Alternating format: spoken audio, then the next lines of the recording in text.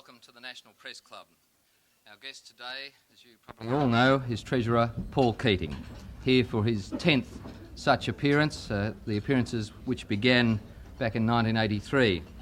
And this is one of those occasions when genuinely further introduction is completely unnecessary.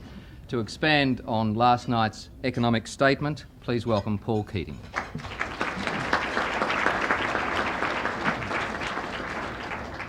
Thank you very much, Russell. Ladies and gentlemen, thank you again for inviting me to address the National Press Club. It's always a stimulating occasion. But before taking questions, I thought I should briefly comment on a few issues which I anticipated might be the subject of commentary following my statement last night. It was easy enough to anticipate that the opposition would be claiming that the statement did not deal enough with the key issues of the current account: inflation, productivity and interest rates. Of course, the complete opposite is true. The statement is directed straight at the main game. Its central purpose is to deliver the wage restraint necessary to ensure our current account deficit and inflation start falling again. It will also assist in that outcome by enhancing productivity through labour market reforms that completely eluded our predecessors. And of course, interest rates are driven by the inflationary outlook and the current account imbalance. The only sure way to produce lower interest rates is to bring about a reduction in inflation and a lower current account deficit. That is precisely the purpose of last night's statement. It is a frontal assault on the main economic problems facing this nation. It is not a giveaway, it's a trade-off of tax cuts for wages growth. A trade-off that will avoid the sort of inflationary breakouts that have beset this nation time and time again in the past. But we are doing it while dealing with the real world, not some theoretical model where the aspirations of millions of Australians can be permanently discarded. In looking back over our inflationary performance over the past year, one is struck by the restraint which ordinary wage earners have shown, despite, I might add, the fact that some higher income groups have been conspicuous in failing to set an example. That is why I'm particularly pleased we've been able to deliver tax cuts and increase family assistance in a highly equitable manner. It is wrong when considering implications for demand of those changes to assess the economic impact of the package as a tax cut alone. We will deliver these tax cuts while maintaining the size of the surplus. All the fiscal restraint coming from this year's surplus will be there again in full next year. We will again be taking $5.5 billion more out of the system than we are injecting into the system. In every sense of the word, these are funded tax cuts.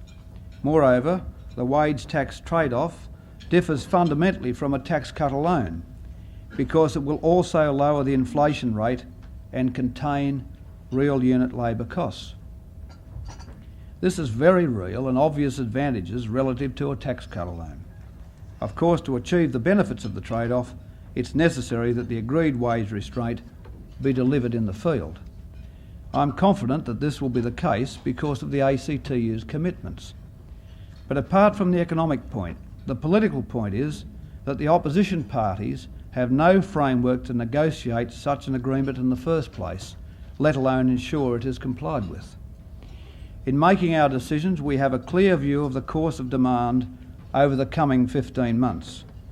And clearly, there is growing and mounting evidence of the turning of the economy from what were unsustainable growth rates in the latter part of 1988 to a more sustainable pace.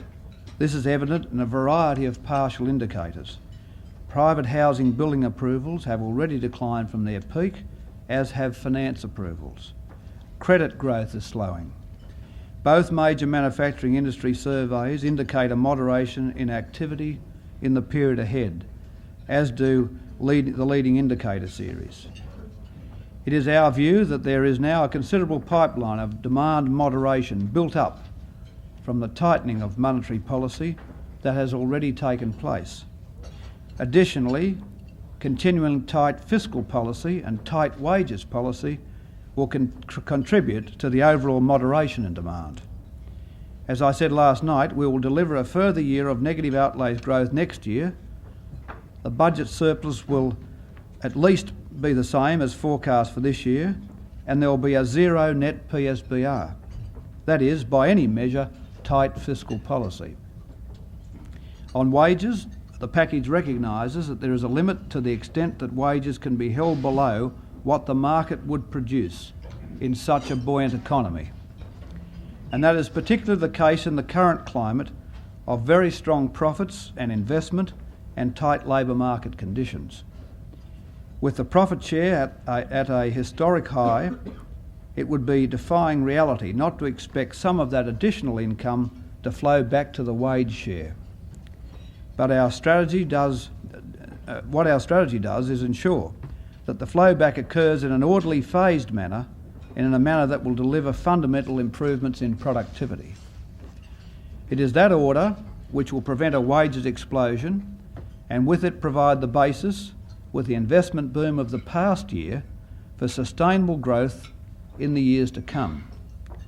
It is the phasing that will ensure we deliver a wages outcome consistent with a moderate 6.5% commitment outlined last night, and which will therefore mean a resumption in the downward inflation trend. The only real-world basis on which this issue can be debated is to consider what would be the alternative. It is not a figment of the imagination that employers are knocking on Mr Kelty's door saying they want to pay big wage rises. It is not a figment of the imagination that the metals industry, whose businesses were right in the trenches of the wage explosion of 1981-82 and who are at the cutting edge of the economy today, understand and endorse the trade-off. These people in the real economy recognise that the trade-off provides a non-confrontationist mechanism to deliver wage restraint and labour market reform. Enhanced labour force flexibility and greater training incentives are key changes among these. There are always the ideologues about who think that such reforms would be better achieved in Margaret Thatcher's way. But the key difference, of course, is that in more than 6 years of the Accord, it has not only delivered wage restraint and improved labour market flexibility, it has done this while maintaining a growing economy and record job growth. This is a fundamental and telling difference between the Labor Party and any Conservative party, let alone the coalition side of politics in this country. On that issue, I draw your attention once again to the two charts incorporated in the overview section of last night's statement. Both are telling demonstrations of just how far the recent Australian experience on wages has differed from the historic norm. The measures of activity, that is overtime and capacity utilisation, and both are far above what occurred in the early 1980s, yet despite that, wages have held at very moderate level. I mean, those two charts are just simply stunning for their economic import. It shows the maturity of the Australian trade union movement and the workers they represent. And the outcome, illustrated in those charts, clearly fulfils the conditions I set down last May. That is 11 months ago, to those who persist in linking the tax cuts to election speculation, when I first pointed out these tax cuts would be made if wage restraint was delivered in the period up to now. Like I said last night, working Australians have kept to their side of the bargain. I also anticipated that the opposition would repeat its earlier claims that what is known as bracket creep has left people worse off despite last night's tax cuts. This is simply mathematically incorrect. There can be no disputing that indexing the 1983 tax scale to inflation would produce a higher tax burden than that which will now apply under Labor. The opposition's bloated estimates can only come about because they totally ignore the impact of employment growth and the repair of the tax system by the fundamental reforms and the crackdown on avoidance and evasion. The fact that our crackdown on tax evasion may have pushed evaders into higher brackets is nothing that we are the least bit embarrassed about. It's also worth remembering that in the 1987 election campaign, when we took to the people an honest policy on the need for restraint, the opposition campaigned on an unfunded electoral bribe. In short, our strategy differs in three key respects. Our tax cuts are being paid as the economy is moderating. In other words, they are not paid as the cycle turns down. They are paid as the cycle turns down and not up, as they would have under the Liberals. They are paid for in that they are delivered from a budget surplus. And of special importance, they are being applied to deliver fundamental and long sought after microeconomic reforms. Of course, even to the extent that our opponents embrace a policy of microeconomic reform, they would not have the stomach to actually pursue it in office. The whole complex process of restructuring would grind to a halt under coalition bickering and the essential weakness of their leadership. Those commentators making easier judgments about alternative strategies also fail to appreciate the potency of the current policy mix.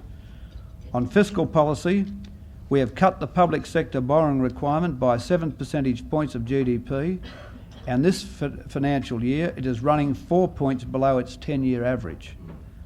At the same time, household consumption is running 2 percentage points below its 10-year average, while business investment is running 2 percentage points above.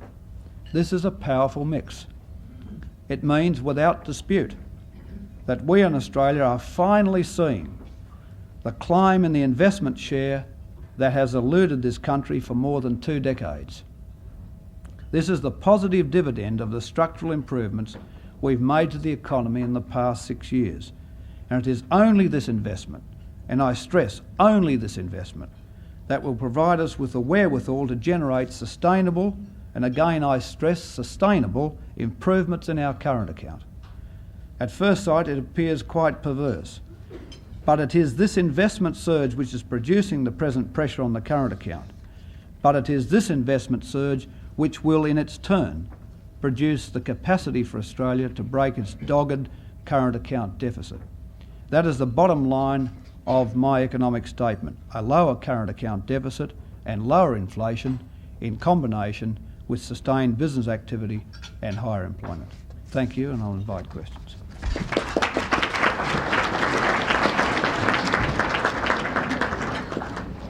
Well, as the Treasurer said, we now move to our normal question time from media members, and we do have a lot of questions and we have to finish at 1:30, so could we keep them brief as possible?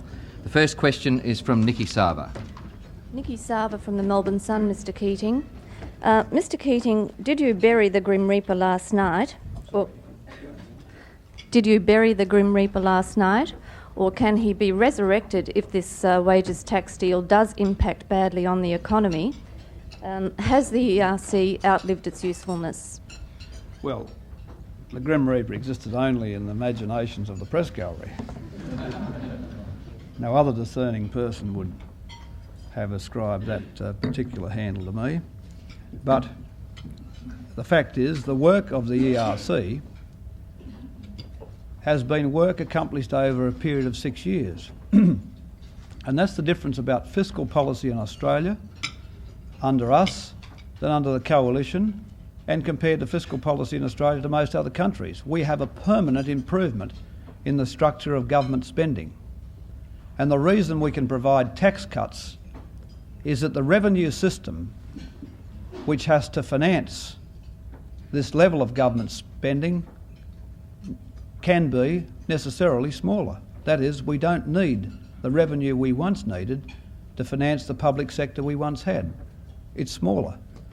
But the Expenditure Review Committee has been the group within the Australian Cabinet which has been the clearinghouse of resources for this government, and I think it will remain that way, and will remain as important today as it was back in 1886, 87 when the terms of trade collapsed. And its work has guaranteed us a very large surge in investment in this country by cutting the public sector so substantially, but might I say so fairly. And the fairness of those cuts was again demonstrated last night in the equity of the package which was delivered. Matthew Abraham. Matthew Abraham, Adelaide Advertiser, Treasurer. Have you been too successful in educating the public about the economy, so much so that you now run the real danger that voters will simply dismiss your package, last night's package, as little more than a good old-fashioned political bribe? Well, I think the answer to that is we're not looking for gratitude. we're looking for a reduction in the current account and inflation. And we're looking for more economic growth. And it is when, as that arrives, a reduction in the current account and inflation and more economic growth, the government will get its just reward at a poll. That is, its re-election as the best party able to govern Australia. Now, I alluded to the election speculation in the speech I just gave you. I mean, I announced this in May 1988. And I just simply ask you to ponder again, where would we be today through that stress in the labour market in December and January and February, when employers would have paid wage increases of 15 and 16% had the tax cuts not loomed as an option in the whole process of wage restraint. I mean, they are there because of the government's economic policy, which I said is headed straight at the main game. That's why they're there.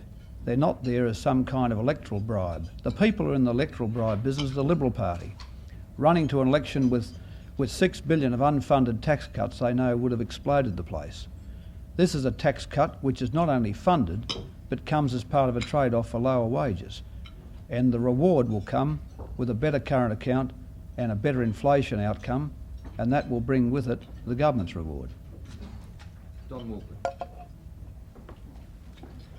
Don Wolford from Australian Associated Press, Treasurer. John Button said in the Senate this morning that monetary policy would be tightened further if economic circumstances required it. How confident are you that this won't in fact be the case, and what's your best estimate for when rates can start to fall? Well, I said, he's repeating what I said last night, that monetary policy will continue to play its vital balancing role, and it will. But at the moment, we don't see any reason why monetary conditions ought to be tightened. Laura Tingle. Laura Tingle from The Australian, Mr Keating. What concessions did you gain from the ACTU during the final weeks of negotiations of the wage tax deal? Well, a number.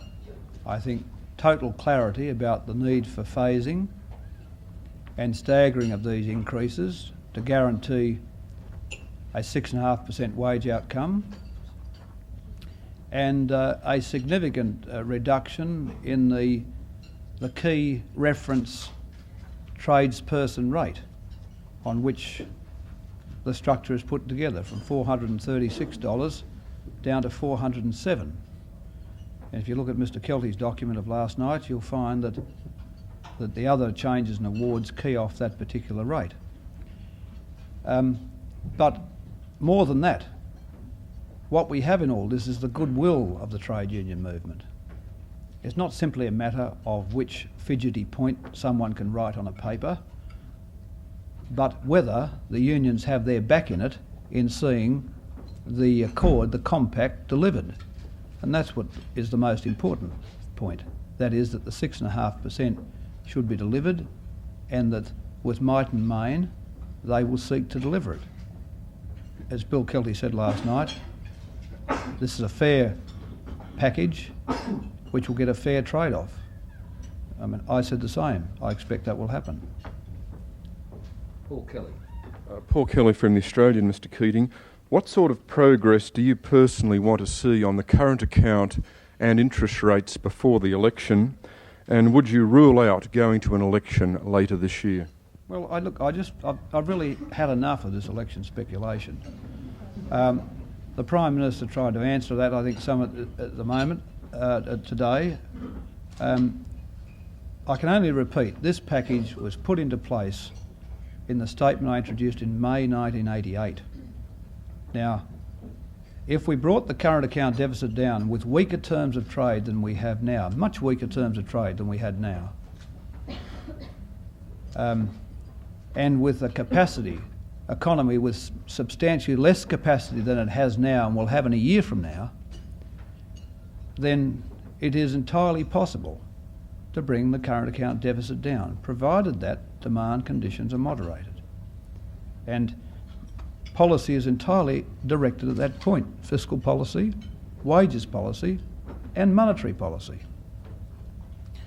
So I expect, therefore, the current account deficit to fall. And I expect to see equivalent progress or similar progress that is in the right direction with inflation. Would you rule out the election this year? Well, it's not for me. That's one of the things that Prime Ministers have a right to exclusively is picking election dates. And this is one which the Prime Minister has exercised in the past and will in the future. I'm in the business of reforming the Australian economy and keeping job growth and employment and investment running, keeping business activity running, and not jamming Australia into recession. That's my principal priority. And if I get that right, the rest will look after itself. Jim Middleton. Jim Middleton from the ABC. Treasurer, at your news conference last night, you predicted a sharp reduction in demand, and you alluded to it again here today. How soon do you expect that sharp reduction in demand to be reflected in impact in the labour market? Well, I think it's already happening. Next year we'll see slower employment than this year. We've got employment running around 4% this year, which itself is a major component in demand. We'll see profits more moderate than they've been in the last year, which will be a moderating factor in demand. We will see no surge in commodity prices, which will be a moderating factor in demand, as monetary policy curbs the various sectors.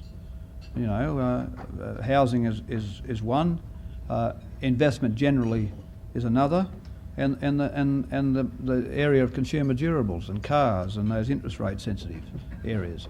As well as that, we should see a fairly substantial detraction from growth from stocks. We had a big level of stock building in the last year which added to demand. So all those factors will pull demand down quite sharply in the next 12 months. But there seems to be still some nagging point about the tax cuts adding to demand. I mean, you didn't mention this explicitly, but it seems to underlie your question.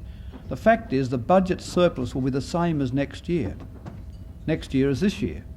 It is, in a budget sense, neutral. It's simply not adding any stimulation to the economy. Understand? There's no additional stimulation, full stop. Tom Burton. Tom Burton from the Sydney Morning Herald. Mr Keating, last night you said that only members of unions which implement genuine award restructuring would get a pay rise. Do you accept that the government has a role to ensure that that restructuring process is genuine?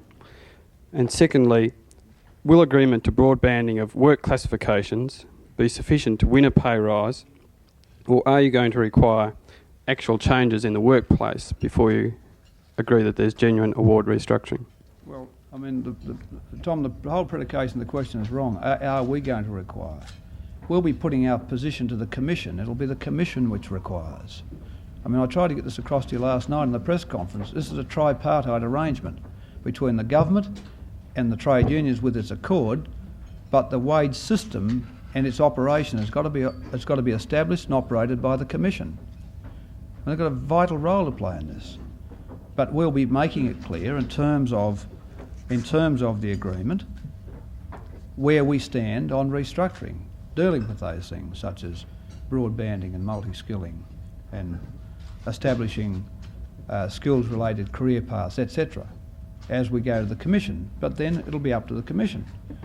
But I don't think the Commission's going to drop the ball by any manner of means. Julie Flynn. Julie Flynn, Radio 2UE. Mr Keating, what contingency plans have you put in place if people do take the money that you've given them and go on a spending spree? Well, that's the point I just made earlier, Julie. You've got to listen to the remarks. The budget surplus will be the same next year with the tax cuts as this year, so there is no additional stimulus to the economy. And in the position of demand contracting, even if the composition of demand shifts more to consumption and away from investment, there'll still be a contraction in demand with no overall increased stimulus from the Commonwealth sector. End of the section. Milton Cockburn. Milton Cockburn, Sydney Morning Herald, Mr. Keating. I want to follow up Jim Middleton's question about your comments that you expect a, quote, sharp decline, quote, in demand this year. You didn't put a figure on it, but government officials have suggested that a figure of about 3% for the growth in demand this year compared to the 8% growth last year was likely. Are you prepared to endorse that 3% figure? No, but it's possible. No, but it is possible. And need I say that what we've always seen in the post-war years, that whenever demand opens up, there's a massive amplification of imports. On every occasion. On every occasion demand has grown sharply, there's been a massive amplification on imports. Whenever, therefore, demand has closed down, we've seen the close down of those imports. And so, a sharp change on demand should eke a sharp change in the level of imports, and hence improve the current account. But as to the level, I mean, we'll be making judgments about that as more economic data comes in, and that we'll be making our best assessment of that in the budget. Robert Garron. Robert Garron from The Age, Mr. Keating. You've indexed a wide range of welfare benefits. Why not make a completely honest man of yourself and index the tax scales? Well, I've made myself even more honest than indexation. I've given some back. You see, why settle for second best when you can actually pay back more than indexation would have given? Why give up that opportunity? Alan Thornhill. Alan Thornhill, freelance, Mr. Keating. Isn't there just a little bit of risk in your generosity before our exports really recover? Well, I can only repeat, Alan, no, I won't repeat what I've just said the last two questions about that very point. And that is, it's not going to change the budget balance and its impact upon the economy. But it's generosity in the sense that you think it's just a giveaway. It isn't. It's because people restrain themselves and never knocked the market off in January and February in the labour market, when they could have had a 16 or 17% or 15% wage increase. So it is there as part of a trade-off. Now I can say no more than that. We'll be improving disposable income for a cost to employers of 6.5%. A national cost in wage terms to employers of 6.5%. Steve Burrell. Steve Burrell from the Financial Review, Mr. Keating. You said earlier that the budget surplus next year would be at least $5.5 billion, suggesting that's a base target rather than an absolute one. Are you suggesting there that we'll see further spending cuts in the August budget, a larger amount of funding taken from the states, or are you suggesting there might be some parameter changes which will help you out? Oh. Steve, you've been nosing around the Treasury for too long. But I think you'll have to nose around a bit longer to get the answer to that, really. Look, we'll do our best. We go into the forward estimates. I mean, the point of last night's outlays savings measures was to neutralise the outlays savings package. That is, that part of the total package which was spending, government outlays, was neutralised by the savings package. So we start the processes for the budget with the forward estimates in the same shape, that is negative, that is in real terms growing at less than the inflation rate.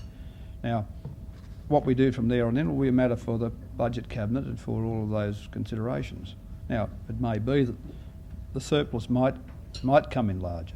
I mean, I don't know, but I don't expect that there's any problem in the government making a commitment to at least $5.5 billion. That's a commitment we will see honoured. Michael Stutchbury. Mr. Keating from the Financial Review. It seems to me that your statement last Better night... paper this year than last year. Good paper. Thanks. It seems to me that your statement last night was mainly about addressing the symptoms of Australia's economic problems, not the fundamental causes. And this is why that you can stand here today and say that falling and decelerating employment growth, lower business profits, lower terms of trade, lower investment even, are sort of good things for the economy. and also that why your statement last night didn't refer at all to Australia's foreign debt burden, which is in net terms now above $90 billion. You also talked about how the wage tax package would contribute towards increasing labour market flexibility and increasing productivity growth. Now, two parts of the ACTU plan are a matrix linking all awards and all relativities in the Australian labour force, thus cementing comparative wage justice, as well in the key areas of private industry and manufacturing and construction. The union amalgamation. Like a good paper, but how many questions have you got here? Just leading up to it. Don't take it to heart, those remarks. In these areas, the union amalgamation process is producing conglomerate unions spreading across industries rather than the industry-based unions that you said you want to see. And my question is, how will these two key elements of the ACTU's plan improve labour market flexibility and productivity and thus start to address the fundamental causes of Australia's problems? Well, I don't accept, I think, what is fundamental in the question about the fundamental cause of Australia's problems when you alluded to the debt. The fundamental cause was a lack of competitiveness and a failure to be able to produce enough export and import competing product. That is, a failure in the economy having an insubstantial capacity to deal with the ongoing levels of demand which we've had obviously now for the better part of a decade. That is, demand's been running ahead of Australian gross domestic product and the surplus has been imported. That's our problem. How do you fundamentally change the capacity of the economy to produce more of the goods for which there is a demand? And the answer is with nothing other than investment, principally investment. Productivity, sure, but principally investment. The thing that eluded it. Why do we want it to come off? Because too much of a good thing can be too much of a good thing. That is, an investment in the traded goods sector running at these inordinately high levels with a concurrent massive level of housing investment, non-residential construction investment, including hotels, tourist resorts, our savings simply can't contain a level of investment at this order, not certainly lumped into 1 year. That was the problem, and at the same time a pick-up in the terms of trade. When the national accounts came out last week, we saw GDP running at 4.4%, 4.1% I think it was, but on an adjustment for the terms of trade, that is reflecting the value of our commodities, 6.9, just on 7. So there was 3% of GDP in value there coming off the terms of trade. So not only have we had all of that investment, but another 10 billion thrown into the pot for good measure. Now, when I said the economy was strong and effervescent to the press gallery 2 months ago, I got an almighty horse laugh. But now the national accounts have caught up with the gallery. They're now telling me how strong the economy is, which you're now repeating. Now, the fact is, it is strong, but it is too strong. And there's only one way, the first best instrument to employ, not the second best, the first best instrument to employ in moderating that investment is monetary policy. When one has employed fiscal policy to shift 7 percentage points of savings. I mean, take from 1985-6. We've shifted the budget balance by 5 percentage points of GDP since 1986-7, since the terms of trade collapsed. Now, I said to some of you that we had so successfully inculcated in Australian press commentators the battle response to the last war that they were seeking for the government to employ it for the next. And this is true, because the battle response to the last war shifted the budget balance by 5% of GDP, and in that same period savings rose by 2. So there's been a 7 percentage point shift in savings since 1986-7. A couple of years ago, 7 percentage points. But we've got some inane comment, and it still persists in the Sydney Morning Herald, inane comment that we should turn the budget surplus into a bigger surplus so that we don't have to chop off any of this investment. In other words, we can just let the place rip, let the housing sector tear capacity constraints apart, let the non-residential building construction sector go on unhindered, let this investment phase put all this pressure on the current account, but we should have lower interest rates, lower bill rates, and we could even do it, one particular commentator says, by taking $1 billion more off the budget deficit, adding $1 billion more to the budget surplus. I mean, this is the paucity of some of the debate. Now, the fact is, we would have to put perhaps 3 to 4 percentage points onto the PSBR. Every 1 percentage point's worth $3 billion. 3 percentage points is $10 billion, 4 is $12 billion. Does anybody think, with the public sector back at early 1970s levels, from 30% of GDP to 25 going to 24, that we could take it back to 21%? 21% takes the public sector back to 1961-62. Now that's the kind of rot that's published in some areas about the response. The first best instrument here is monetary policy. Fiscal policy, the whole public sector is not adding 1 cent to the current account. The whole public sector is not adding 1 cent to the current account. The current account is privately generated. The current account deficit is privately generated. And the way to moderate that generation is to moderate the activity. And we're moderating in this country, fortunately, investment activity. We're cutting investment activity back. So you know, the central thesis is the underlying cause of the problem is an economy with too little capacity. We've succeeded. Look, we've had a year of spectacular investment and employment growth. Now, you talk about the daily double, the yearly double, the decade double. Employment and investment growth simultaneously. The business community voting with its chequebook in confidence with the government's policies and the conditions. We've got a much better fundamental position. We've got a 7 percentage point shift in savings. We've got the profit share to its highest level ever, inducing a huge investment surge. The point is, our savings can't simply cope with it all at once, and we've had to moderate it. Now, you asked me a second part of the question about award restructuring. Look, it begs the question that there is some nirvana out there of some enterprise model within which we can work. Some enterprise model which is going to provide wage flexibility. Now, you know what would happen now? Employers wouldn't be pressed to give the wage increases, they would give them naturally, because they want to put more capacity, they want to keep their business growing, they want production continuing to grow in the face of these demand levels, and they'll pay it willingly. And no model in the minds of theoreticians or, dare I say it, the opposition will change that fact. If the opposition was in office today, what would they do in the face of these labour market conditions? What would they do? Put out a press statement? Speak nasty to the unions? I mean, what would they do to stop a wage explosion? The answer is they could do nothing. Now, what we've done with this matrix, as you put it, Michael, is to align rates so that the kind of disequilibrium that's existed between rates between awards and unions doesn't threaten some movement in wages where the centralised system can operate it more effectively. And the flexibility will be coming. Look, we're putting into place a non-confrontationary industrial relations model. A non-confrontationary industrial relations model. Instead of going fighting your enterprise owner for some wage increase to meet the inflation rate, you can go and train yourself under multi-skilling and broadbanding, do more work, more interesting work for more pay. You can actually help the enterprise run better by doing more efficiently, more productively, and secure for yourself more money.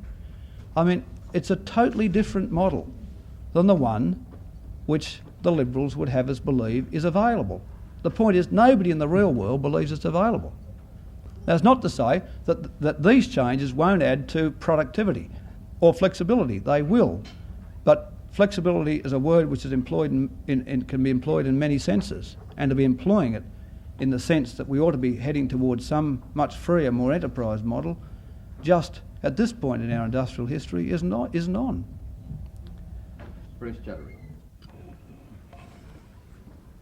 Treasurer, last night you said that, Australian Business Magazine, last night you said that Commonwealth spending relative to the size of the economy will continue to fall in future years.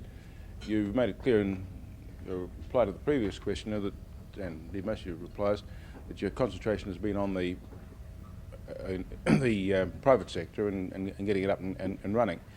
I suggest that there are serious shortcomings in the provision of public sector infrastructure in this country. I don't know if you've driven over, distinct from flown over the Pacific Highway lately, but it's quite an education. The whole situation at Sydney Airport, I suggest, is indicative of the lack of investment in both human and real capital goods there. When do you think the government is going to be able to get round to addressing the question of public sector capital investment in this country? Well, I make 2 points about that. The first is, if outlays are not growing, but the real economy is growing each year with GDP, then naturally, obviously, outlays to GDP falls. Right? That is, so by keeping outlays at zero, that is with no real growth, but with GDP growing, outlays as a proportion of GDP automatically falls. That's the first point. Again, I stress the point, when you get the outlays into the kind of condition we have them, these benefits continue to flow for you. The second point is that you're entirely correct in saying that one's got to make judgments about public infrastructure, that not all public spending is deleterious to the economy, and in some areas it's entirely necessary. You mentioned Sydney Airport, where there's a very clear case in point. But again, not all spending is as valuable to the economy as private sector investment. And it might be that a country with a current account imbalance like we have cannot afford a gold-plated road system overnight. It's just one of the things that a nation just has to grapple with over time. 2CH Treasurer. How credible do you think your evidence is that economic demand's trending down, and how successful do you believe you've been in selling that message to the marketplace? Well, it's in a sense only started in the earlier part of this year. We're only seeing now partial indicators of some of those sectors turning. Housing being one, housing lending approvals, some of the consumer areas. That will become more apparent as time goes on, and in a sense I won't have to sell it, it'll be obvious. Tony Allen. Tony Allen, Macquarie News. Your statement yesterday was vague, quite understandably, on when the wage rises, how large wage rises will flow through to people, when they'll flow through, who'll get them first, etc. So I'd like to ask you a couple of questions about that. Would you accept it's inevitable that members of the larger, stronger unions will get their wage rises before members of relatively weaker unions? What can you estimate what percentage of workers will get a full 6.5% rise by the middle of 1990?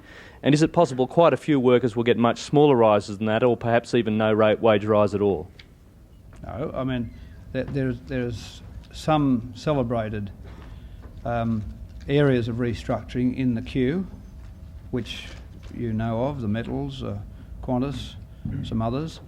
But generally, there will be a phasing through the course of the year, so some will get it earlier than others, that's quite correct. But again, that's because the packages will have to be put into place between industry and unions, and then to be considered and ratified by the Industrial Relations Commission. So it will take time. I mean, this is somewhat, again, part of the problem about perceptions about this wage increase. There's always been this sort of notion around people are still locked into indexation. Basically, the media expects wages to go up by X% on a certain day, and they can't think of a model where it doesn't go up by X% uniformly and not on a certain day, but phased over time. That's what will happen on this occasion, but that's where the 6.5% will come from. Greg Walker. Greg Walker, ABC Radio. Mr. Keating, given the Prime Minister's comments that he's not looking to an election this year, isn't there the risk that the electorate could lose sight of the benefits of the wage tax package by the time it's finally held? Look, tax cuts, there is no lingering gratitude of the electorate for tax cuts. There never has been. They forget it within a couple of weeks, certainly a month. And even on a late 89 election timing, by all reckoning, it would have been forgotten. So again, it just makes such a hollow. The analysis that this is tied up with some, morbid analysis is tied up with some election speculation is hollow. Now, don't push me on it. I'll get much stronger on that. Michelle Graff. Michelle Graff in The Age. We'll get right off the election speculation. Yeah, good on you, Two questions, Mr. Quality Keating. You've left a large gap between the top personal tax rate and the company rate. What is your advice from the tax office about the implications of this for avoidance? And secondly, critics have said you should have given more data in your statement about projections for inflation and the current account. Even though this wasn't a budget, wouldn't that have added to the economic credibility of the statement, especially in light of getting the projections wrong in the budget? Well, we've got our own assessments of those changes, but again, they are changing rapidly. That is, there is a lot of change in the nature and pattern of demand, I think, at the moment. We are definitely seeing, in a sense, any forecast would fall on the quicksand of change that's occurring within the whole pattern of demand and the composition of demand. On the consumer price index, I've got the statistician now looking at the methodology within which he will measure the last quarter's consumer price index influences, and having a stab at that would seem to me to be rather pointless. And as well, as I made a point last night, this is not a budget. This is a wage tax trade-off, and it's simply that in the past, when we've had major savings beyond spending, whereas this one the savings are about equal to the spending, and it's clear enough to make the point simply that we're not adding to the forward estimates, we have these major reconciliation tables in there. We saw no point in doing that. And so I just think, the question in a sense comes from the fact that we've been providing so much information on each and every occasion, and in reality probably more than there was needed. But there was no. Oh, you asked me also about the top rate. Well, look, I think that as an objective, it is better to see a closer alignment between the company and the top personal rate. But that will cost money and it will take time. And but look at the tax changes in this sense. The people who will actually make a difference to the way in which Australia functions and operates are the people at the coalface of investment. In the main, those who are incorporated. We gave those people a tax cut, taking the company rate to 39% with full dividend imputation. Now, that stands, in a sense, as an encouragement to make Australia more dynamic and more vital than it would otherwise be. It doesn't worry me particularly that there is a break in the alignment with the top rate. But in bringing the top rate down to 47, up to 50,000 and then to 47 on 1 January, we will close that alignment up somewhat, from 39 to 47, making the benefits of incorporation less obvious. And if the gap does lead to more incorporation, people who may incorporate have got to believe that that gap is going to be open there for some appreciable period of time to make it all worthwhile. Well, that's a judgment they will have to make. But unambiguously, we wish to make it clear that the benefits of this package would go to lower, but particularly middle income earners. And that's why we didn't dramatically reduce the top marginal rate. When we did cut it last time from 60 to 49, but remove all those concessions from the system and introduce the base broadening measures like capital gains and the fringe benefits tax, that largely, we get $1 billion alone out of the fringe benefits tax, plus a huge gain from capital gains, which more than offset the cost of cutting the 60% rate. But even with the rate at 49, the system is more effectively progressive than it ever was at 60, because 60 was not being observed. And in fact, when we had some tables out for this recently, I mean, they're not published, but I had in the course of these discussions, what it showed is that the Australian tax system compared to most of the other OECs is outrageously progressive. I mean, even with these marginal rates at 47 and the rates below. Sorry? Do you have any advice on the avoidance consequences? I think that there, without a doubt, we'll see more incorporation. And we probably are seeing that now. But whether that, in a sense, continues to be promoted with this change, well, time will tell. The final question is from Paul Bonjour now, and we have 3 minutes to ask it and answer it. Just a man to fill the 3 minutes. Of course. From the 10 Network, Treasurer. I've listened very carefully to all your answers, but inspired by two headlines in two major dailies today, namely A Fistful of Dollars. That's the cynics in the Herald, you can't beat cynicism. And a little old lady that our cameras caught, I think it was in Martin Place, her view of what would happen to these tax cuts. Can I ask you now that should you be re-elected, that you will not introduce a tax surcharge after that election, as happened one other time in recent memory? Right. Unequivocally, yes, we will not do that. We will not be introducing any surcharge. Why would we? These tax cuts, the fact about these tax, they will not be snatched back. They are paid from a surplus. I mean, that's what people need to understand. John Howard's 82 tax cuts were added to the budget deficit.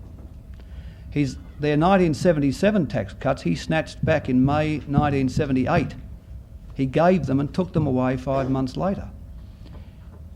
In 1982, he did it again. He gave tax cuts he knew the nation could not afford, which blew the budget deficit out to $9.6 billion the following year.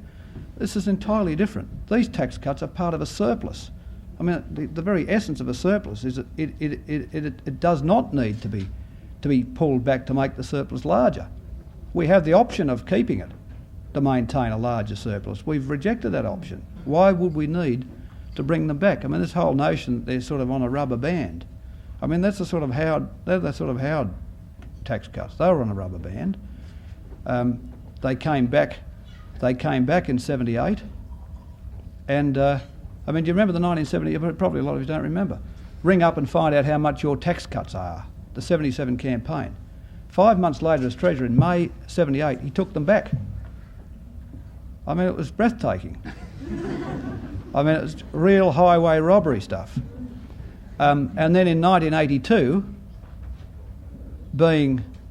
trying to glad hand his way back to office, he and Malcolm Fraser gave tax cuts they knew they could not afford. Then Mr Stone wrote them that famous note saying the speed of the Australian fiscal imbalance is unprecedented in the post-war years. And we picked up the $9.6 billion a week or two later. So what a contrast. It was a nice free kick, wasn't it? A beauty. Thank you.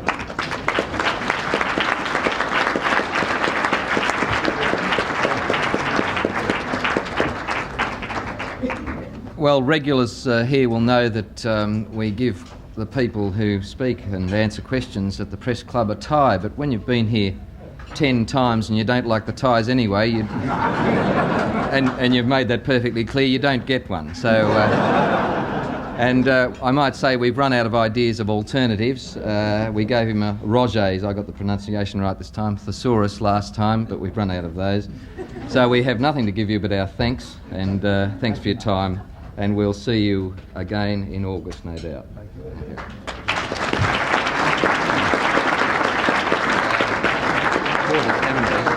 We can rise dinner in August.